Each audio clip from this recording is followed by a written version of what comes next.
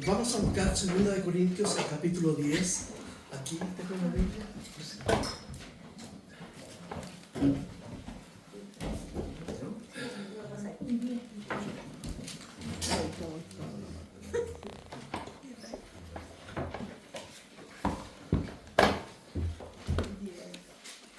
Bueno, una de las cosas que nosotros siempre hacemos es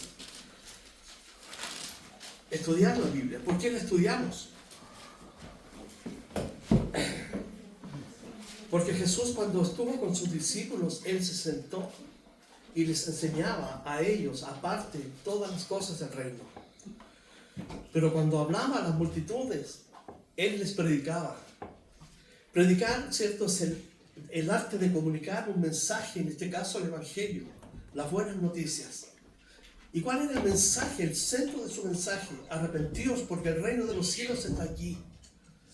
Y Jesús hablaba en parábolas, hablaba, ¿cierto?, en lenguaje figurado, muchas veces, para que aquel que tenía sed de Dios realmente iba a involucrarse de tal manera que iba a buscar el significado de lo que Él quería decir.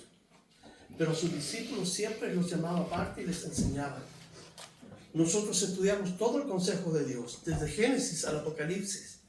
Y uno de los principios que tenemos es no usar la Biblia para direccionarla hacia cosas específicas, para manipular a las personas. Jesús nunca hizo eso.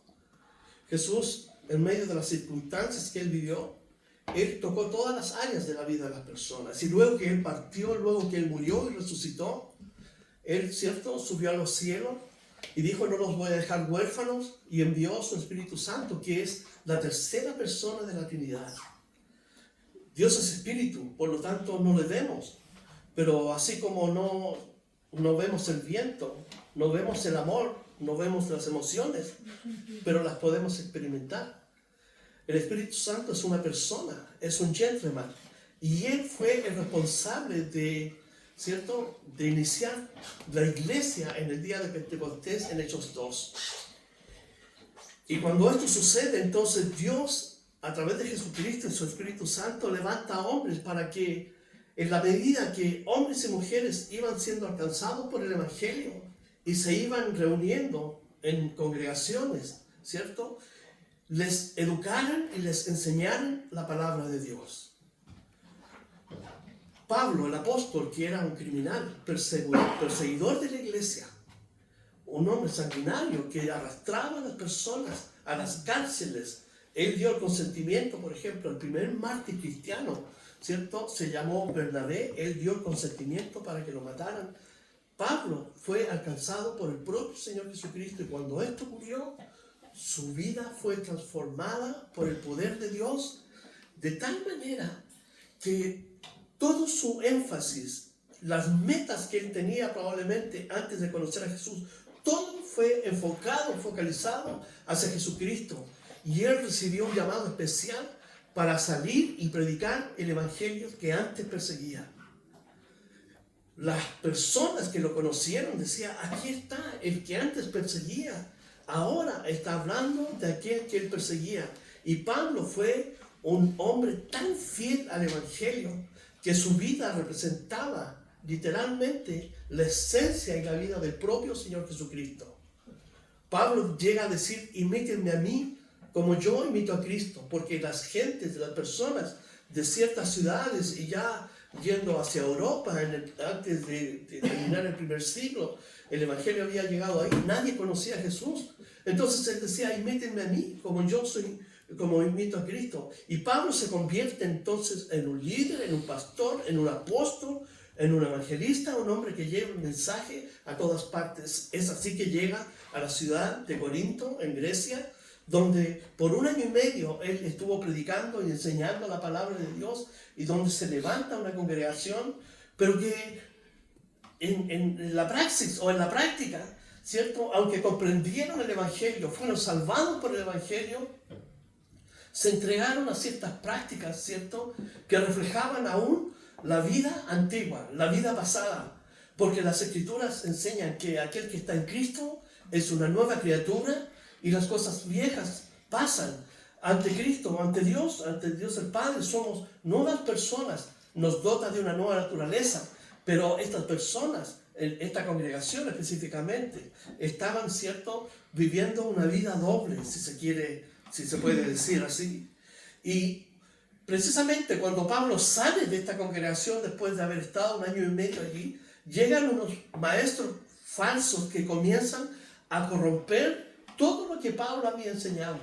Pablo ponía a Jesucristo como el centro de su vida y el centro de la vida de cualquier persona. Es el medio por el cual somos salvos, la cruz del Calvario. Jesucristo dice que en ningún otro hay salvación si no es a través de Cristo. Y comenzó a enseñarles respecto de la conducta del cristiano en el día a día, respecto de los solteros, cómo deben vivir, respecto de los casados, cómo deben vivir, cómo deben llevar y mantener sus relaciones, cómo llevar las relaciones interpersonales a través o en la vida de la congregación, cómo ejercer el liderazgo, cómo ser un pastor, un buen líder.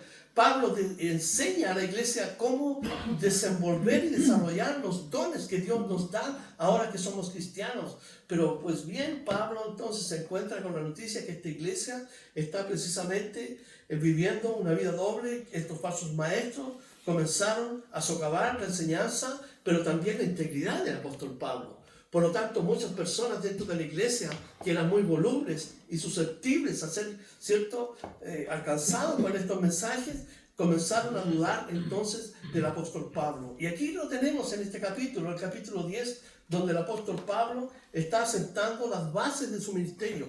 Primero, él es un pastor porque Dios lo llamó. Él no se hizo a sí mismo pastor. Hoy día en el escenario que estamos viviendo, muchos hombres se llaman o se levantan a sí mismos como pastores porque ven en este mundo un negocio para sobrevivir sin necesidad de trabajar. Son muchos de ellos, perdón la palabra que voy a usar, ignorantes, nunca han estudiado la Biblia, tienen oratoria y la capacidad de convencer, ¿cierto?, a las personas. Y entonces levantan una congregación y se enriquecen a costa de las personas. Pablo era un hombre educado a los pies de Gamaliel, uno de los filósofos contemporáneos a Pablo más importantes del primer siglo. Prácticamente fue a la universidad con él. Era un hombre que aprendió por 3 años del propio Señor Jesucristo. Y toda la doctrina o enseñanza, Pablo, ¿cierto?, que está entregando, lo único que pretende es edificar a la gente, es decir, que la vida de Jesucristo sea construida en cada uno de ellos para que puedan experimentar personalmente en esa relación con Dios lo que Dios quiere hacer en sus vidas. Y de allí entonces que Pablo en este capítulo 10 comienza a escribirles a ellos para resaltar que su ministerio, como les mencioné, no es precisamente algo que él lo forzó o fue una cuestión espontánea, ¿cierto?, de emocional. No, él fue llamado por Dios. Recuerden, en el libro de los Hechos, Pablo va caminando rumbo a Damasco a tomar prisioneros cristianos para traerlos a Jerusalén, para matarlos, ponerlos en la cárcel, y Jesús le aparece. Entonces Pablo, en el capítulo 10 aquí de Corinto, él va a explicar que su ministerio, como mencioné, no está relacionado con una decisión emocional, sino que Dios lo llamó. Y Pablo en el versículo, si pueden ver el capítulo 10, vamos ahí, versículo 1, voy a hacer un breve repaso, porque estos ya los estudiamos. Dice: yo, Pablo, os ruego por la mansedumbre de Cristo, por la mansedumbre y ternura de Cristo, yo que estando presente ciertamente soy humilde entre vosotros, más ausente soy osado para con vosotros. Ruego pues que cuando esté presente no tenga que usar de aquella osadía con que estoy dispuesto a proceder resueltamente contra algunos que nos tienen como si anduviésemos en la carne.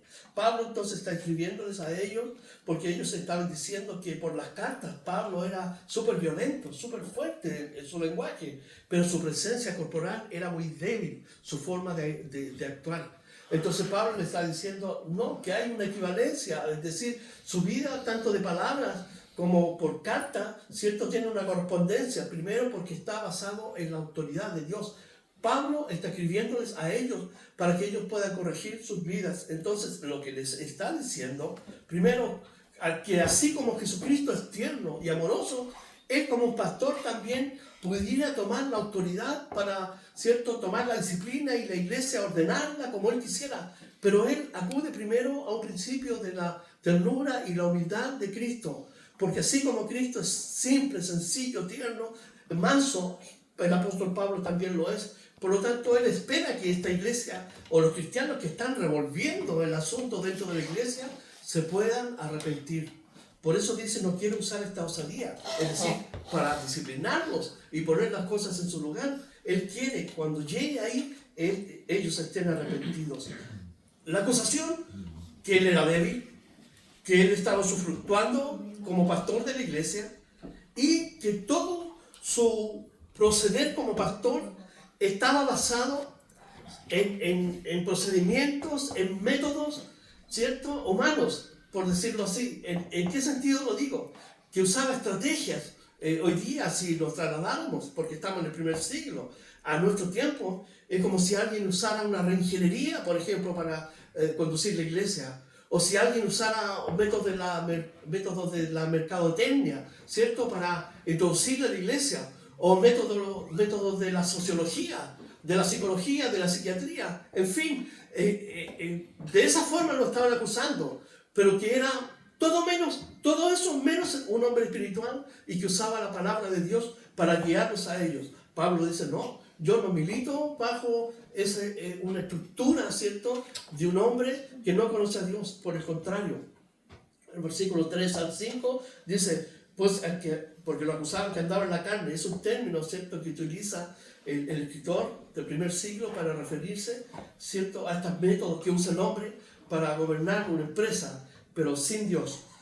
Pues aunque andamos en la carne, es decir, aunque estoy en este cuerpo humano, no vivo según los procedimientos o no militamos según la carne, los procedimientos de un hombre que no conoce a Dios.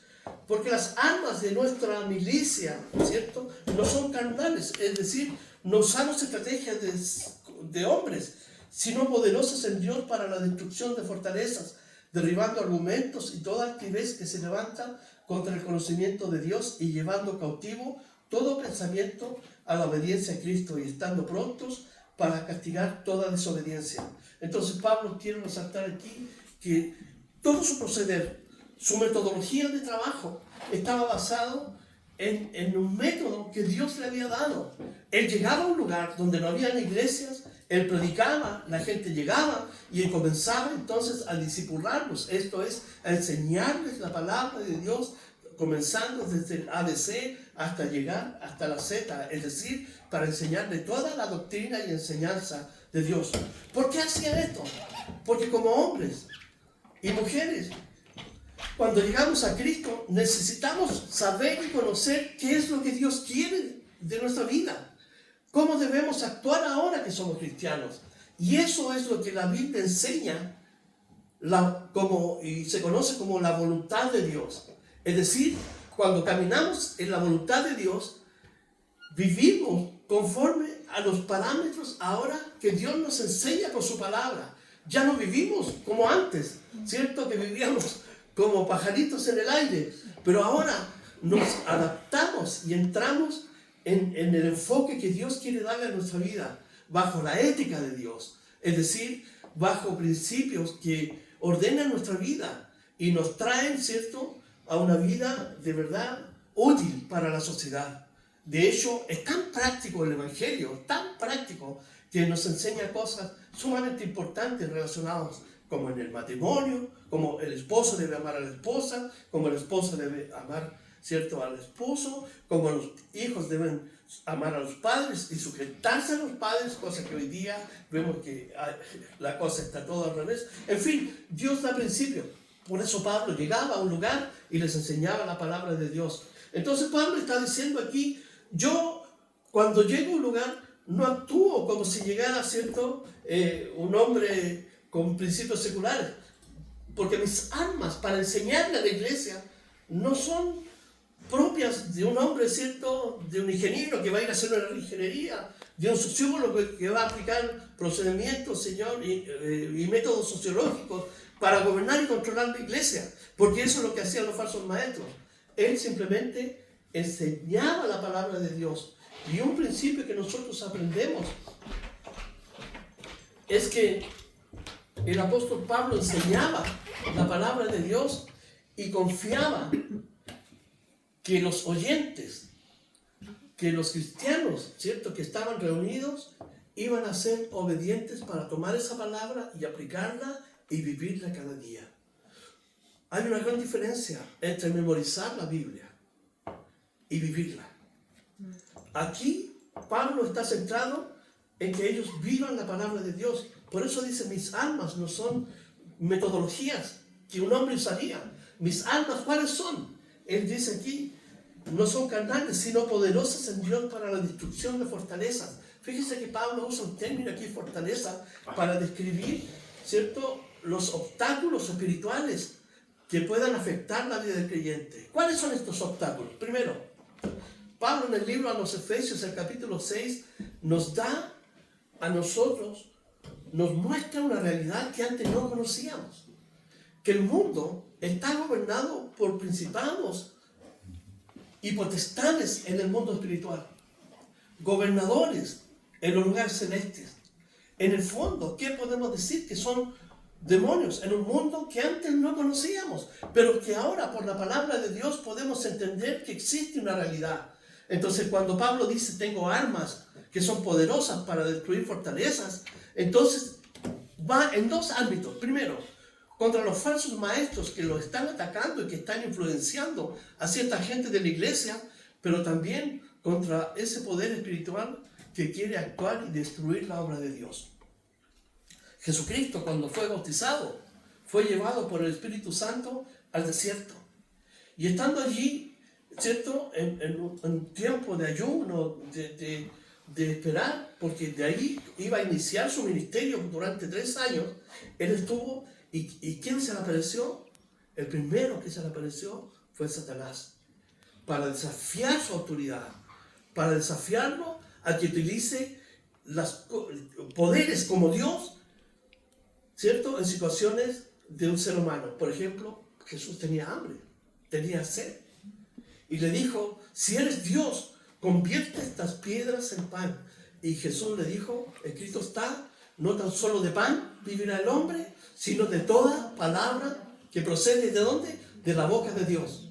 Entonces, esto nos presenta a nosotros un parámetro sumamente importante para colocarlo frente a lo que dice el apóstol Pablo, que él tiene lucha, que hay fortalezas. Y precisamente el apóstol Pablo las describe muy bien en Efesios, el capítulo 6, las voy a nombrar rápidamente.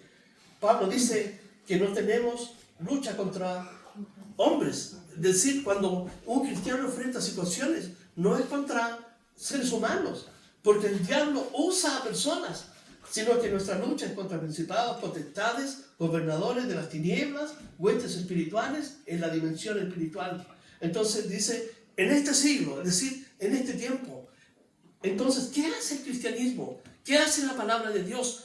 Descorre un velo que antes nosotros no teníamos, ¿cierto? Ni siquiera en nuestra imaginación esa información. Descorre un velo para mostrarnos que el cristiano está enfrentado todos los días y se enfrenta a 2 tipos de lucha. Pablo está enfrentando a los falsos maestros, a los hermanos que son volubles y han cambiado de posición frente a él, pero también describe que está lidiando contra estos hermanos. Entonces tenemos problemas con las personas. Hay personas que el enemigo usa para atacarnos, con mentiras, con mal humor, en fin. El diablo tiene su estrategia para usar personas en contra de nosotros. Pero también el apóstol Pablo, al mover este velo, ¿cierto?, nos muestra que hay una lucha espiritual. Porque si el mismo Jesucristo tuvo un ataque directo de Satanás, nosotros los tenemos también por medio de sus agentes que la Biblia llama principados, potestades, gobernadores de las tinieblas, huestes espirituales en la dimensión espiritual. Entonces, Pablo dice, mis armas no son carnales. No puedo luchar contra ese mundo con armas carnales. ¿Con qué lucho? Con la palabra de Dios. La verdad. La verdad a nosotros nos hace libre y la verdad es una persona. Muchos buscan, ¿cierto?, la verdad en la filosofía. Muchos buscan la verdad en la política. Pero la verdad es una persona. Jesucristo dijo, yo soy la verdad. La verdad es una persona. ¿Por qué Jesucristo se enfocó en este aspecto para decir, yo soy la verdad? Porque en el principio Jesús era el Verbo, y el Verbo estaba con Dios, y el Verbo, refiriéndose a Jesús, era Dios. Por lo tanto, Jesús es el Verbo, la palabra en acción. Todo lo que Él dice debe tener una influencia que transforme nuestra vida. Pablo dice, yo acudo a la verdad como un argumento para defenderme de esta fortaleza. La fe en el poder de Dios. Segundo, la oración y la vida íntegra. Entonces, contra esas almas, es decir, si yo vivo legítimamente, confío en Dios, tengo mi fe en Él, confío en la verdad que es revelada por la palabra de Dios, entonces yo puedo, ¿cierto?, vencer. El enemigo no puede lidiar contra mí. ¿Por qué? Porque estoy viviendo en una relación íntima con Dios, y Jesucristo dijo que las puertas del infierno no prevalecerían contra la iglesia. A pesar de que Dios a veces permite que sucedan ciertas situaciones, pero aún así, si yo estoy basado en los principios que acabo de mencionar, mi vida va a permanecer y se va a sostener firme. Los cristianos del primer siglo eran azotados, eran asesinados, eran echados a los fosos de los leones, en el Coliseo romano, con osos, con cocodrilos, con leones, pero se sostenían. ¿Por qué? Porque descansaban en estos principios, en la oración, en la palabra. Ellos creyeron en Jesucristo, y su fidelidad a Dios fue tal que ellos no titubearon entonces digamos, en el momento de la prueba, de seguir fieles a Dios. Entonces Pablo exhorta a los cristianos a la obediencia en Dios. En el versículo 7 dice, mirad las cosas según la apariencia. Si alguno está persuadido en sí mismo que es de Cristo, este también piense por sí mismo que como Él es de Cristo, así también nosotros somos de Cristo. Estaban cuestionando la vida de Pablo. Entonces estaban diciendo, no, este no es cristiano. Pero estas personas, ¿cierto?, estaban persuadidas, los falsos maestros y los cristianos que estaban siendo influenciados, ¿cierto? Ellos decían, nosotros somos cristianos, porque nosotros tenemos una verdad, la verdad de los falsos maestros. Pero Pablo nos va a corregir eso y más adelante. Pero lo que dice, bueno, si ustedes dicen que son cristianos, nosotros también lo somos, dice. Y Dios, ¿cierto?, no mira a lo externo. Hoy día, en el panorama que estamos viviendo en el siglo XXI, tenemos un escenario donde el péndulo de las religiones, ¿cierto?, atraviesa todo el espectro que uno pudiera imaginarse. Pero ¿cuántos de estos realmente están viviendo la palabra de Dios y cuántos están aferrándose a las promesas que Dios da? Tenemos una confusión, un caos, así como en la antigua Torre de Babel, en Génesis 11, cuando los hombres dijeron, hagámonos un nombre para que nunca más, ¿cierto?, en caso que haya un diluvio, nunca más muramos, y hagamos una torre que llegue hasta el cielo, como desafiando a Dios. Hoy día, ¿cierto?, hay una Torre de Babel. Babel significa confusión. Hay una confusión en el cristianismo hoy en día. ¿Por qué? Porque el cristianismo está abrazando cosas que antes no conocía. El cristianismo se ha abierto por hombres, ciertos liberales, como los falsos maestros, a aceptar ciertas verdades que antes no existían. Por decir algo, una versión que apareció en años recientes de la Biblia, que es la nueva versión internacional de la Biblia, suprime ciertos conceptos que están allí. Pero lo principal, que los editores y los que promovieron esta Biblia, uno es una feminista lesbiana y el otro es un confeso homosexual amante de jóvenes. Entonces, y tenemos la Biblia, muchos cristianos la aceptan, pero de ahí, por su posición, yo no los juzgo por la decisión que tomamos, es la propia Biblia que hace eso. Pero ¿cómo cristianos pueden tomar una Biblia de esa procedencia para aplicarla a la vida del cristiano cuando han suprimido textos, ¿cierto?, para eliminar, ¿cierto?, la condena sobre ciertas conductas que Dios sí condena? Pablo está lidiando con estos falsos maestros aquí porque están diciendo, ¿qué están diciendo? Está bien Jesucristo que haya muerto en la cruz, está bien, pero tienen que circuncidarse, tienen que guardar ciertos ritos de la ley de Moisés. Y no importa si ustedes viven una vida licenciosa, no importa, ¿Por qué? Porque eran líderes sensuales que promovían esta sensualidad. Recordad que la ciudad de Corinto era una ciudad portuaria. Todas las noches bajaban 1000 prostitutas del agrotemplo, bajaban a vender sus cuerpos. De aquí Dios salvó personas y las trajo ahora, y son la iglesia de Corinto. Y de verdad era un ambiente muy difícil de vivir. Por eso Pablo insiste en que ellos deben ser fieles a Dios, y estos falsos maestros estaban corrompiendo la enseñanza de tal manera que daba lo mismo, ¿cierto? Que vivieran aquí o allá. Es decir, se perdió esa diferencia entre los cristianos, que es marcada en la vida de un creyente. Un cristiano, ¿cierto?, de acuerdo a Efesios y otros textos de las Escrituras, ya no vive conforme vivía antes. Ahora, porque ha sido liberado del poder de las tinieblas y ahora vive para Dios. El versículo 8 al 11 dice, Pablo está diciendo, porque aunque me gloríe algo más todavía de nuestra autoridad, la cual el Señor nos dio para edificación y no para vuestra destrucción, no me avergonzaré. Dios le dio la autoridad porque Él llamó a Pablo, ¿para qué? Para edificar a la iglesia. Dice el 9, para que no parezca que como que os quiero amedrentar por carta. La autoridad que tenía Pablo era tanto en lo verbal como por cartas procedentes de Dios. 10. Dice, porque a la verdad, dicen, las cartas son duras y fuertes, mas la presencia corporal débil y la palabra menospreciable. Ese era el concepto que tenía el apóstol Pablo. Este tipo, cuando está aquí, oye, ¿quién es? ¿Por qué pensaban eso estos corintios, los falsos maestros? Porque recuerden que en la filosofía griega, en el mundo griego, ¿qué es lo que se resaltaba?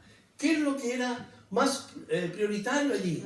La elocuencia, el conocimiento, la apariencia, la autocomplacencia, el exaltarse a sí mismo. Entonces, estos cristianos habían sido influenciados, y por eso mismo el apóstol Pablo está diciendo esto, ¿cierto? Están diciendo esto del apóstol Pablo, que era de apariencia débil. La tradición pinta al apóstol Pablo, ¿saben cómo? Como un chiquitito, calvo, de cequijunto, piernas curvas, así. O sea, prácticamente si uno lo ve en la calle, ya, ni te saludaría. Pero un hombre que Dios usó para levantar y llevar el Evangelio. Él llevó el Evangelio a Europa. Él tenía un amor tan profundo por Cristo, y ahora está deseoso de que estos cristianos vuelvan a su primer amor, vuelvan a aquellas enseñanzas que Él le había impartido. Los falsos maestros estaban, ¿cierto?, sacando y separando a los cristianos, dividiendo la iglesia, porque ellos estaban amparados en esa autocomplacencia, en la oratoria y todo eso. Pero Pablo dice eso, que aunque lo consideraban débil, pero ellos van a conocer al verdadero pastor. Dice el versículo 12, porque no nos atrevemos a contarnos ni a compararnos con algunos que se alaban a sí mismos, pero ellos, midiéndose a sí mismos por sí mismos y comparándose consigo mismos, no son juiciosos. Una de las cualidades que el ser humano,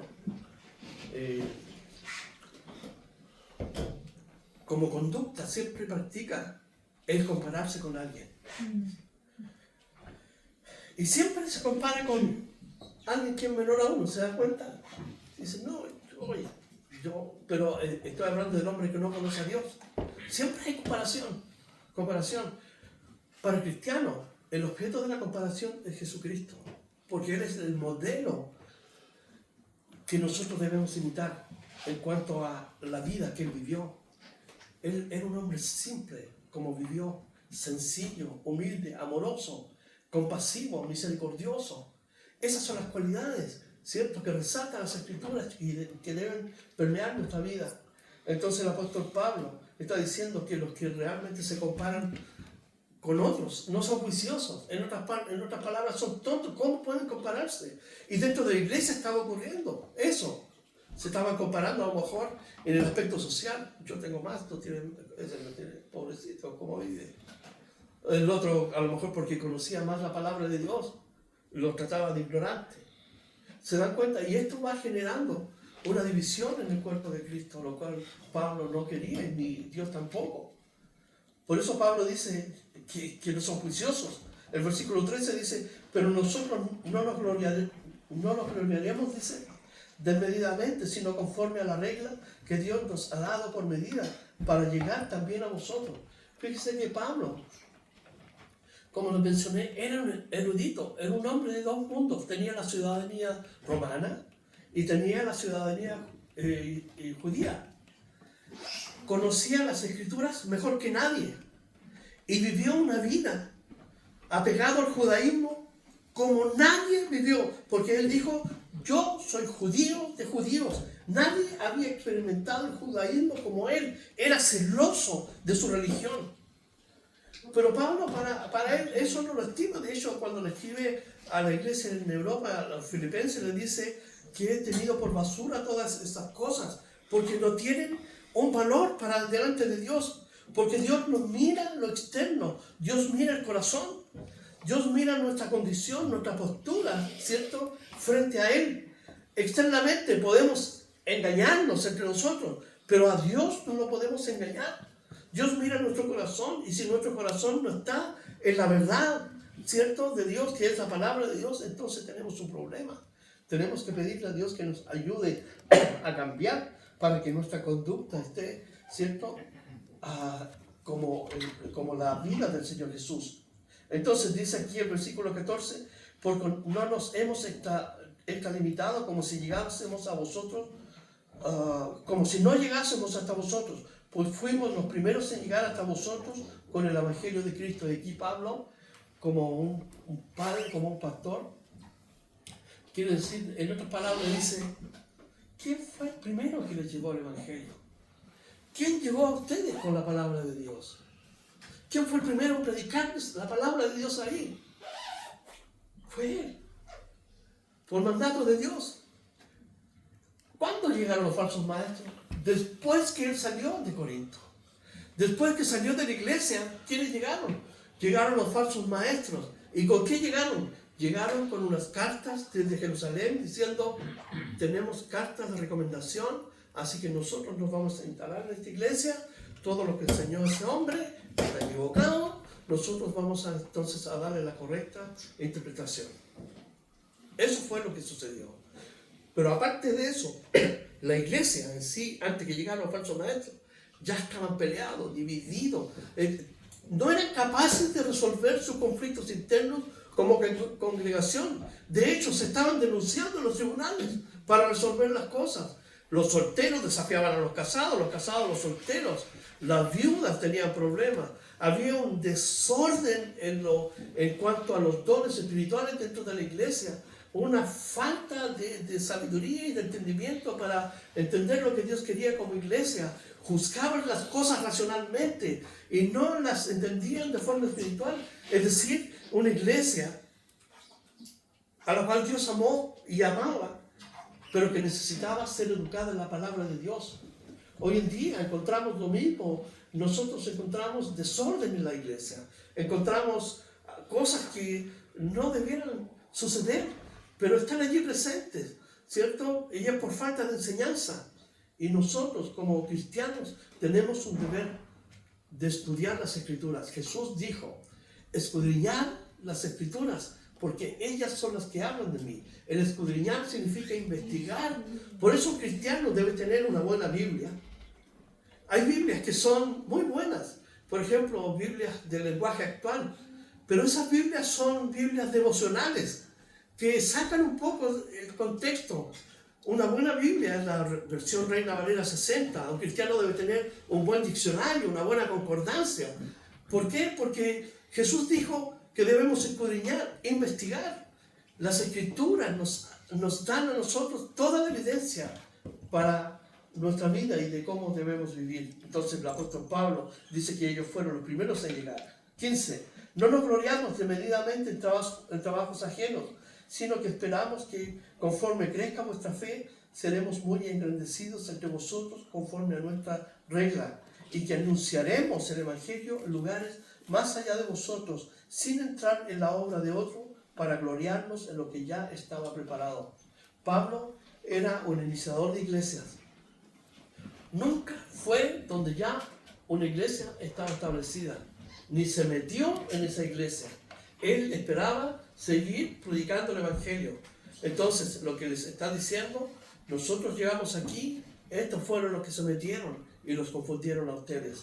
Entonces Pablo esperaba seguir predicando el Evangelio en todos los otros lugares. Versículo 17 dice, mas el que se gloría, porque ellos estaban tomando el honor, ¿cierto?, de estos falsos maestros, y si se van a gloriar, gloríense en el Señor.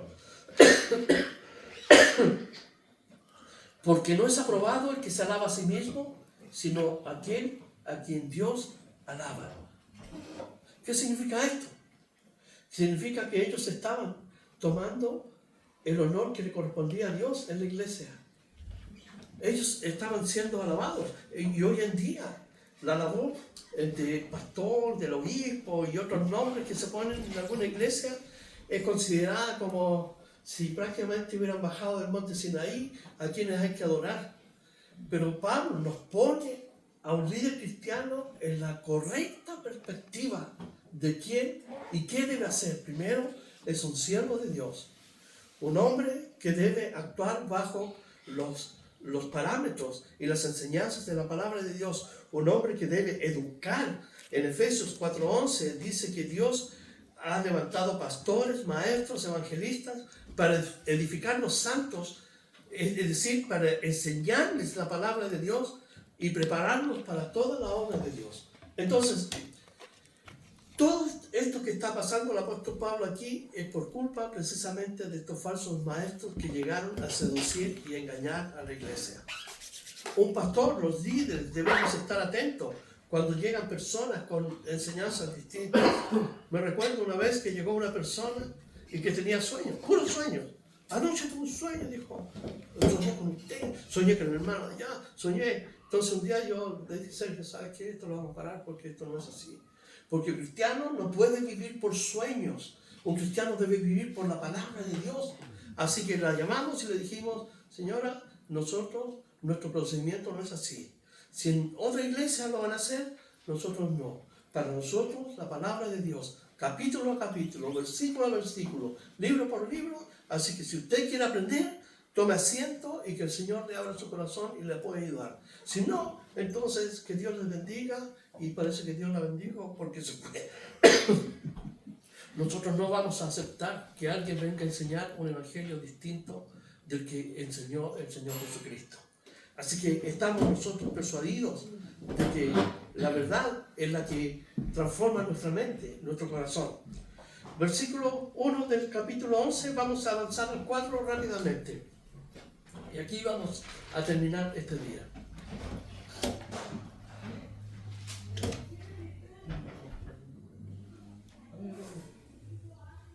Capítulo 11, versículo 1 dice, Pablo va a usar una ironía aquí y ahora. ¿Ah? Una ironía es como una burla elegante, ¿ah?, con la iglesia. Recuerden que Pablo está escribiendo de Macedonia a la iglesia de Corinto y ellos tienen que, ¿cierto?, recibir este mensaje para cambiar su forma de vida. Dice, ojalá me tolerases un poco de locura. Sí, tolérenla. Entonces, como si dijera, miren, voy a hacerme el loco, lo que les voy a decir, pero por favor, pongan atención a lo que les voy a decir. 2, dice, porque os celo, perdón, con el celo de Dios, pues os he desposado con un solo esposo para presentaros como una virgen pura a Cristo. Y aquí tenemos que entender que Pablo está usando una figura que usaban los judíos, que en la cultura judía. En la cultura judía, cuando una pareja se comprometía, era lo mismo que estar casado. Y si peleaban y se iban a separar, tenían que proceder del mismo modo que si hubieran estado casados. Para este casamiento, esta relación que se iniciaba, ¿cierto?, por medio del desposorio o el noviazgo, como le llamamos hoy en día, había un amigo, que era el amigo del novio, que cuidaba a la novia. Porque si el novio tenía que salir, entonces el novio estaba ahí atento, cuidaba con los amiguis y todo eso, las malas influencias, porque la novia debía mantenerse pura en la cultura judía. Porque si la novia faltaba ese compromiso y se relacionaba con otra persona y quedaba embarazada, la ley judía en ese tiempo era súper dura. Tomaban a la mujer y al hombre y los ponían en una muralla y ahí los mataban. Entonces, es parte de la costumbre. Entonces Pablo dice, pues os he desposado con un solo esposo. Pablo se usa la figura del amigo, del esposo. Entonces Pablo es como les presentó a Jesucristo y ahora ustedes están comprometidos con Cristo. Como amigos, soy celoso que ustedes sean fieles, así como una esposa es fiel a su esposo y un esposo es fiel a su esposa. Entonces yo, ese celo que tengo, soy riguroso para que ustedes puedan entender y comprender que su relación con Dios virtualmente es como si estuvieran casados con Él. Pues os he desposado con un solo esposo para presentaros como una virgen pura a Cristo. La iglesia es como una virgen en su compromiso con Cristo. Cristo viene a buscar una iglesia pura, sin mancha, sin arruga, santa, ¿cierto? A la cual Él ha salvado. Pero el versículo 3 dice, pero temo que como la serpiente, y Pablo recurre al Génesis, que fue un hecho histórico, no es una alegoría ni un mito, es un hecho histórico, pero temo que como la serpiente con su astucia engañó a Eva, vuestros sentidos sean de alguna manera extraviados de la sinceridad y fidelidad a Cristo. Entonces así, lo que está haciendo el apóstol Pablo comparando el mismo acto de seducción que tuvo la serpiente con la mujer, es el mismo acto que están teniendo los falsos maestros con los cristianos allí. La enseñanza falsa los ha seducido, los ha llevado a una práctica distinta. Por eso Pablo, aquí en el versículo 4, va a decir unas cosas sumamente importantes. Entonces, cuando Pablo comienza aquí diciendo, ojalá me tolerases un poco de locura, sí, tolerádmelo. Entonces, como, sí, voy a decir unas cosas que tienen que escuchar. Y esto también nos lleva a reflexionar sobre algo. Muchas veces es necesario confrontar las situaciones desde nuestra perspectiva cristiana. Cuando hay una situación que está errada, como aquí los falsos maestros seduciendo y engañando a la iglesia, o una persona está atentando contra nuestra propia vida, o está chismeando, haciendo cualquier cosa, uno como cristiano tiene dos caminos, pero a veces, ¿sabe qué? Uno tiene que confrontar la situación. Proverbios 27:5 dice, mejor es reprensión manifiesta que amor oculto. ¿Entienden el principio? Mejor decir las cosas como son que mantener una amistad así para que no se deteriore. Entonces es mejor decir las cosas como son, y Pablo está diciendo aquí las cosas como son. ¿Y cuáles son las cosas que va a decir? Versículo 4. Ya les dijo ya que Él es el amigo y que los ha presentado a Cristo para que ellos, ¿cierto?, entiendan que están unidos a Jesús como en una relación matrimonial. Por lo tanto, deben ser fieles. Y a pesar de todo eso, Pablo va a exponer aquí el versículo 4 con los últimos principios que voy a compartir. Dice así. Porque si viene alguno predicando, fíjense, a otro Jesús que el que hemos predicado, o si recibís otro espíritu que el que habéis recibido, u otro evangelio que el que habéis aceptado, bien lo toleráis. ¿Qué está diciendo el apóstol Pablo? Que estos falsos maestros están enseñando otro Jesús. ¿Y qué implica esto? Implica que, bueno, es un Jesús distinto, una versión distinta de Jesús, un Jesús falsificado.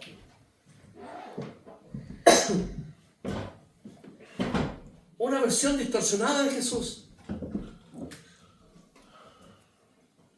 Me estoy acordando de hoy, de lo último, las últimas ediciones de las Biblias que hay. ¿Se recuerdan que les mencioné que estos autores de la nueva versión internacional, estos mismos patrocinaron y apoyaron a Antoine Sandor-Ladey, quien escribió la Biblia satánica? ¿Han escuchado hablar de la Biblia satánica?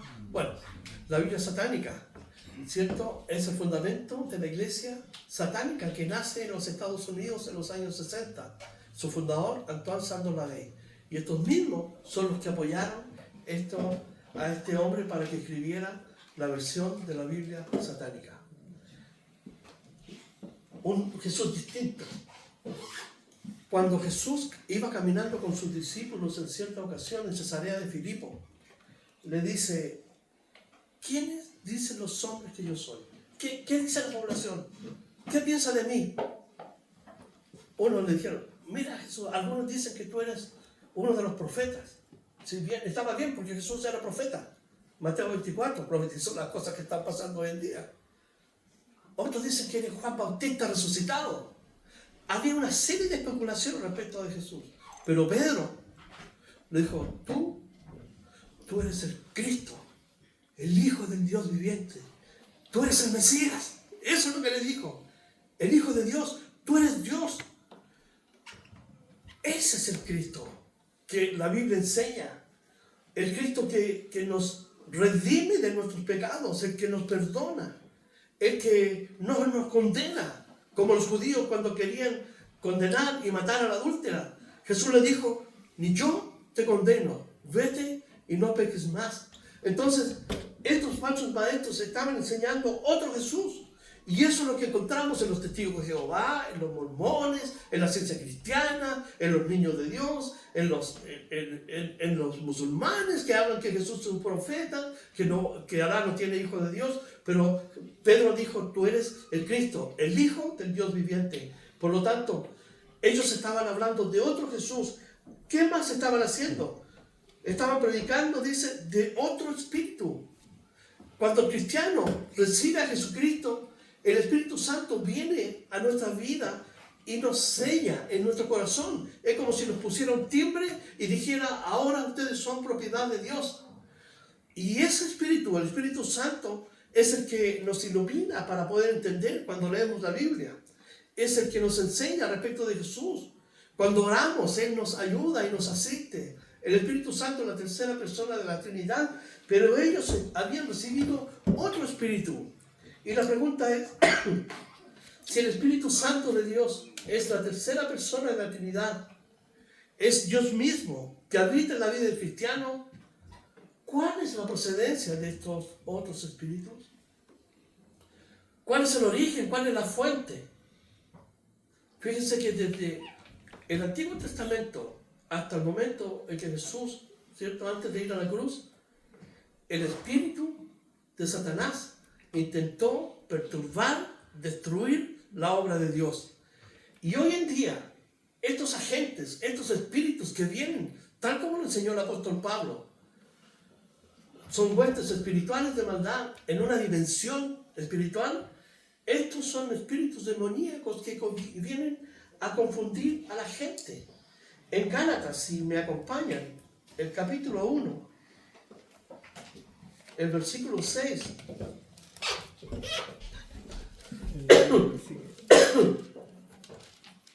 Gálatas, capítulo 1, el versículo 6.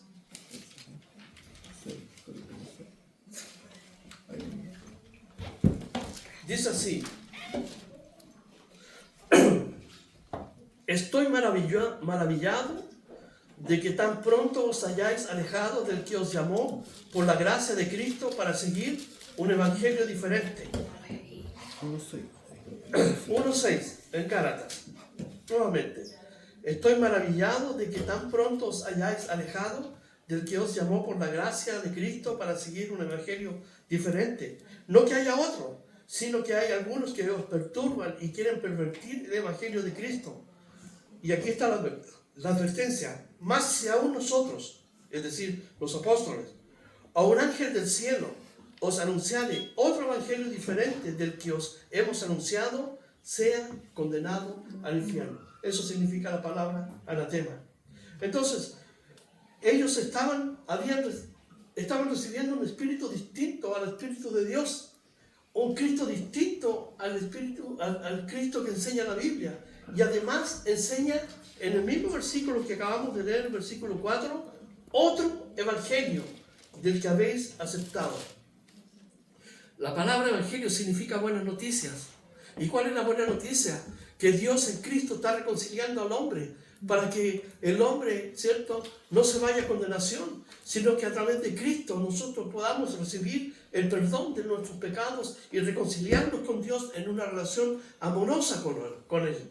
Pero este evangelio distinto estaba perturbando esta verdad. Por lo tanto, tal como en el primer siglo, en este tiempo, muchos están predicando a un Jesús distinto de la Biblia. Algunos para complacencia de la gente y otros simplemente para confundirlo. Han recibido otro espíritu. ¿Cuál es el espíritu que opera? En Efesios 2, si vamos a ver cuál es el espíritu que opera allí. Efesios, el capítulo 2.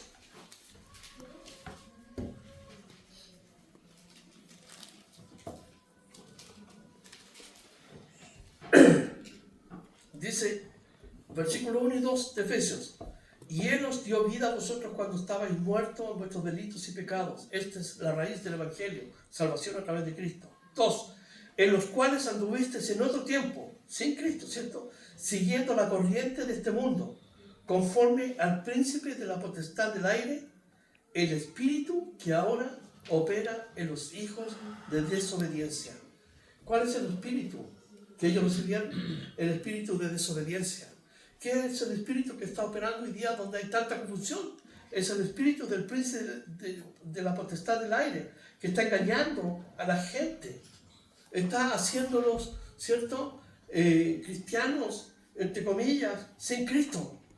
Tenemos hace poco la Biblia feminista, la Biblia gay, ¿ah?, porque dice que Dios es gay. Estos movimientos que están operando hoy en día. ¿Cuál es el espíritu? ¿Cuál es la procedencia? ¿De dónde viene eso? Para traer confusión. Pero muchos cristianos se han adaptado a este espíritu que opera en el mundo, porque están gobernados por el príncipe de la potestad del aire.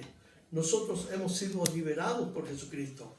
Pablo tiene la intención de que estos cristianos entiendan, primero, que Él es un pastor que los ama, que quiere cuidarlos y enseñarles la palabra de Dios.